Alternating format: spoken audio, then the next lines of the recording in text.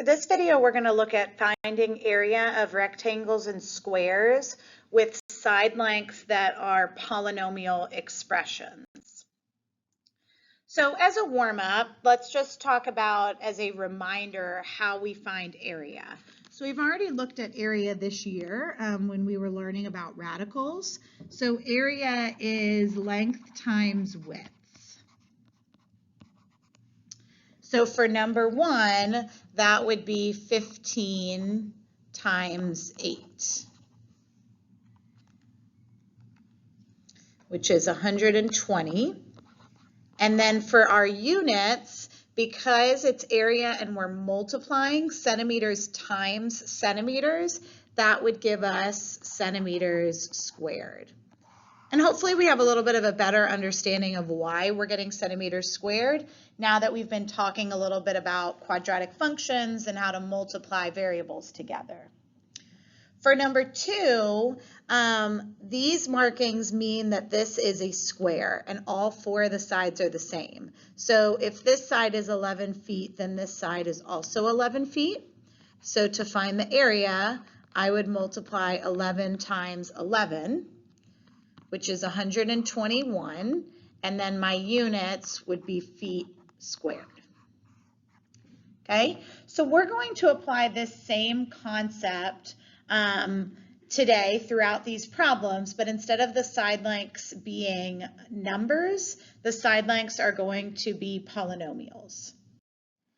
So for example 1, we are going to be multiplying, we're going to find the area of this rectangle. So we are going to be multiplying 7x plus 10 times 4x plus 8. So we are multiplying 2 binomials together. The length is a binomial and the width is a binomial. And now we know to multiply these, we are going to FOIL. So we would multiply the 7x times the 4x first, which would give me 28x to the second power. Then we would multiply 7x times 8, which would give me 56x. Then multiply 10 times 4x, which would give me a positive 40x, and then multiply 10 times positive 8, which would give me a positive 80. Okay, then combine our like terms, which is the middle 2 terms. So 56 plus 40 would give me 96. So we get 28x squared plus 96x plus 80. Now, whenever we're talking about area or perimeter for that matter, units are very, very, very important. We're talking about measurement here. So even though my answer is a quadratic expression or even a polynomial, we still need to make sure that we include our units. So whenever we're finding area, that's going to be centimeters squared, feet squared. In this case, I don't have any units, so this would be units squared. And this would be my final answer.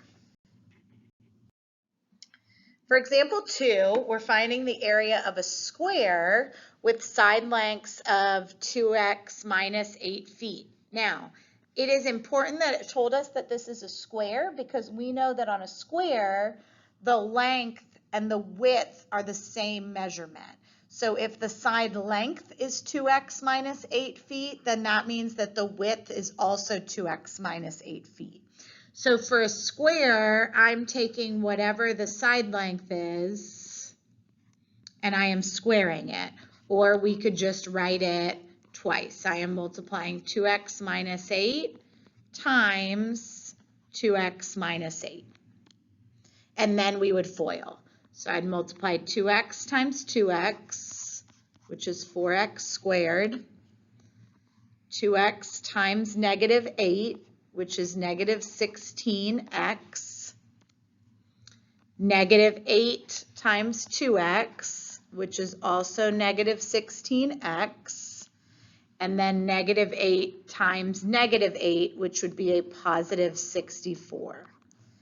Then when we're combining like terms, just be very careful on this one. When your middle two terms are the same number, a lot of times we tend to just say, oh, they'll cancel out. But negative 16 and negative 16, because those are the same sign, we would add them together and keep the negative. So a negative plus a negative is just a bigger negative.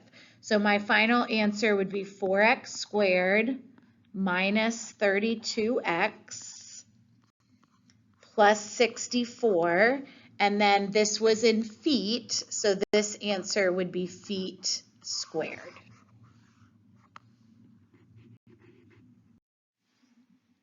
Example 3, find the area of a rectangle with side lengths of 2x inches and x minus 9 inches. So we are going to, again, multiply the length times the width. Now, in terms of the order that I write this one, so if I write 2x times x minus 9 versus x minus 9 times 2x, in multiplication, the order does not matter. If you are multiplying a monomial, which is what 2x is, that is a monomial, times a binomial, it's going to be easier if you put the monomial first. So multiplying 2x times x minus 9. Then for this problem, we would just distribute the 2x to the x and the 2x to the negative 9. You need to make sure that you still are multiplying everything by each other when you do multiplication. So not just multiplying the 2x times the x. So 2x times x would give me 2x to the second power, and 2x times negative 9 would give me negative 18x. I don't have any like terms, so then this would be my final answer, and my unit is inches squared.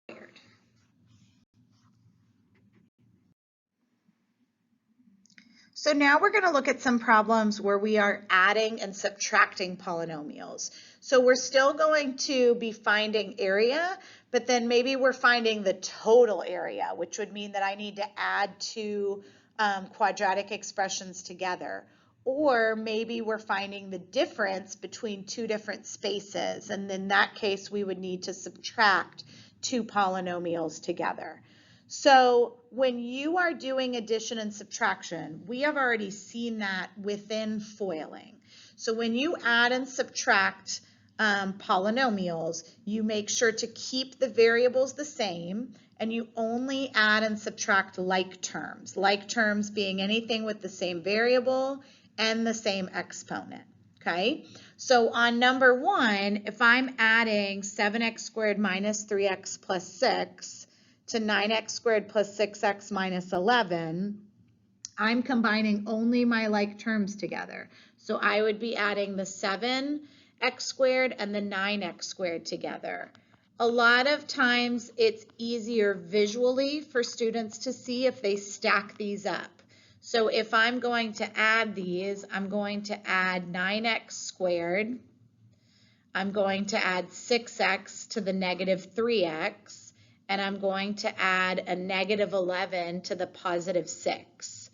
So when you have an addition problem, if there are parentheses involved, like there are here, there was nothing to distribute outside of the parentheses. So we can drop the parentheses, stack them, and then add them together. So 7 plus 9 would give me 16. And when I add two terms together that both have x squared, it's going to stay x squared. That's not going to become x to the 4th. A negative 3 and a positive 6 make positive 3x. And then 6 minus 11 is negative 5. And this would be my final answer. A subtraction problem is going to be a little bit trickier just because negatives are involved, right? Subtraction is always going to be a little bit more difficult than addition. So when you are doing a subtraction problem, when I am subtracting this expression over here, I'm subtracting every term in that expression. I'm subtracting a negative 7, I'm subtracting a positive 2, and I'm subtracting a negative 1. So what we can do to make this a little bit easier and turn it into an addition problem is go ahead and distribute this -1 to all of the terms. This is a -1 that's in front of those parentheses. If you multiply terms by a -1, what that's going to do is just flip all of the signs. For this set of parentheses, there's not a number in front, there's just a 1. So none of those terms would change. That would stay 11x squared minus 6x and plus 4. But now, if I distribute that -1, the -7 is going to become a positive 7x squared. The positive 2 is going to become a negative 2x because we're subtracting it. And the -1 is going to become a plus 1. I'm subtracting a -1, which would turn into addition. And now we can combine like terms. So 11 plus 7 would give me 18x squared. When you combine two negatives together, it just makes a bigger negative. So -6 and -2 would make -8. And then 4 plus 1 is 5. And this would be my final answer.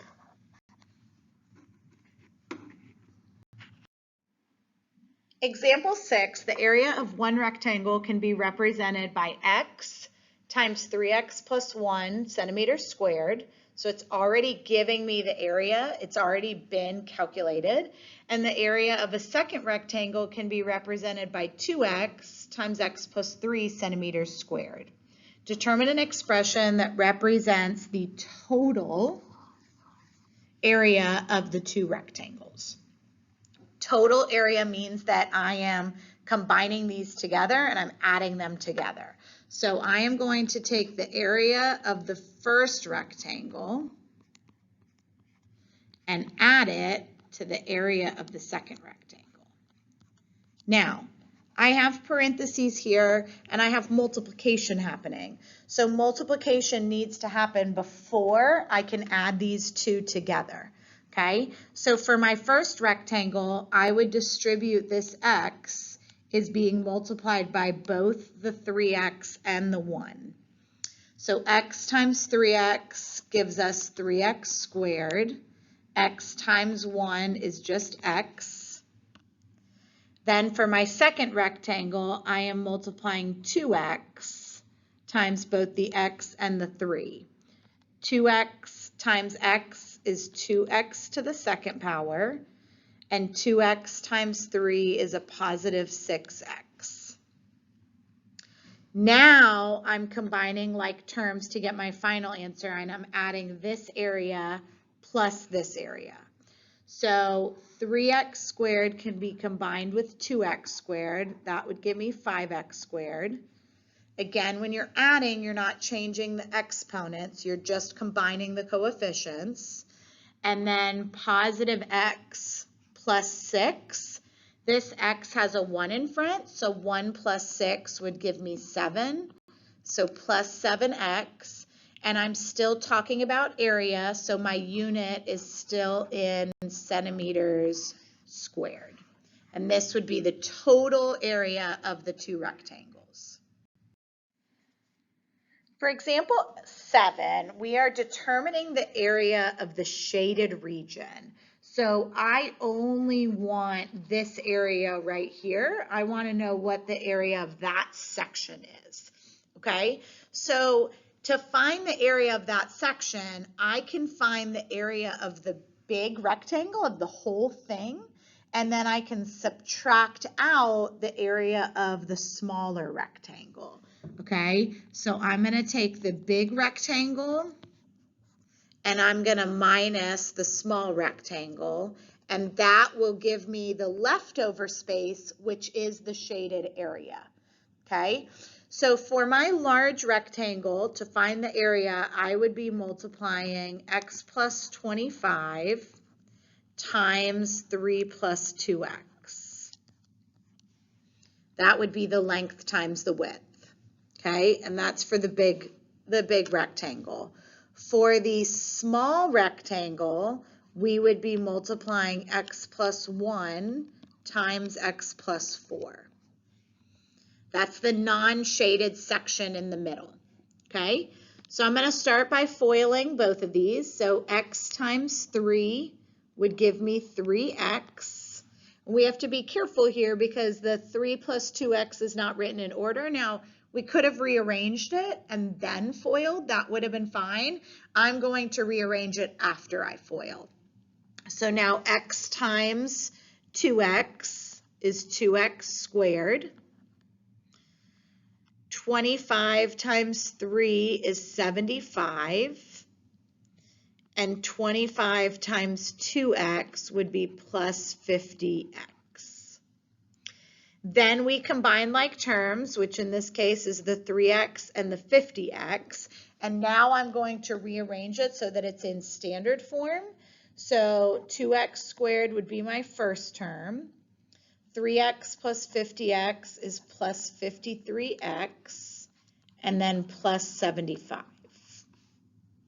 So this would be the area of the entire rectangle, including the rectangle on the inside. Okay, so now I'm going to FOIL the small rectangle and multiply to find the area. X times x is x squared.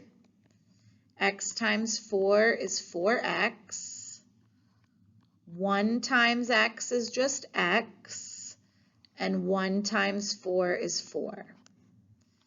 Combine your like terms. 4x plus x is 5x.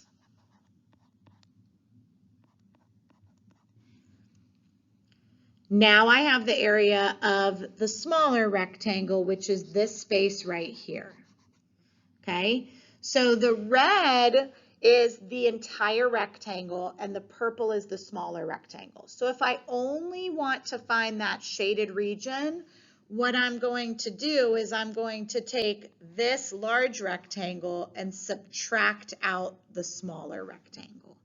Okay, so to do a subtraction problem, we can leave the first polynomial the same because there's nothing in front of that to multiply or distribute. But for my second polynomial, I'm distributing a -1 to all of these terms, which means I'm subtracting each one of them. They're all going to flip signs. So I'm going to subtract an x squared. I'm going to subtract a 5x, and I'm going to subtract a 4 from the larger rectangle. So that would give me 1x squared. 53 minus 5 would give me 48x. And then 75 minus 4 would give me 71. So plus 71. And then again, we need to make sure that we're using our units. This doesn't specify feet, centimeters, meters, etc. So we would just use units. And this is talking about area. So this would be units squared. And this would be the answer for the area of the shaded region.